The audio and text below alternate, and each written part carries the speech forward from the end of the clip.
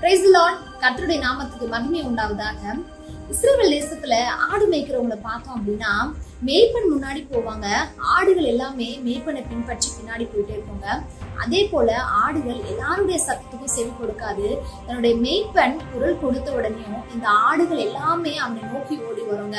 வேதத்துல கூட ஒரு வசனம் இருக்குது, யோவான் 10:27, என் ஆடுகள் என் சத்தத்துக்கு செவி கொடுக்குது, நான் அவைகளை அறிந்திருக்கிறேன், அவைகள் எனக்கு பின் செல்லுகிறதுன்னு சொல்லி வசனம் சொல்லுதுங்க. நம்ம எல்லாருக்குமே தேவன் ஒரு நல்ல மேய்ப்பனா இருக்கிறாங்க. அவர் நம்ம எல்லாரையும் நன்றாக அறிந்தவரா இருக்கிறாங்க. ஆனா அவருடைய மந்தையின் ஆடுகளா இருக்கிற நம்ம அவருடைய சத்தத்துக்கு செவி கொடுக்கிறவர்களாகவும் அவருடைய சத்தத்தை அறிந்தவர்களாகவும் இருக்கிறோமா அப்படின்றத நம்ம யோசிச்சு பார்க்கணுங்க. நம்ம ஒவ்வொருவரும் டெய்லி தேவனுடைய சத்தத்துக்கு செவி கொடுக்கிறவர்களா இருக்கணுங்க. அது மட்டும் இல்ல, தேவன் நம்மளை எந்த பாதையில் நடத்துறாங்களோ அந்த பாதையில அவருக்கு பின் செல்லுகிற ஆடுகளாகவும் நம்ம இருக்கணுங்க.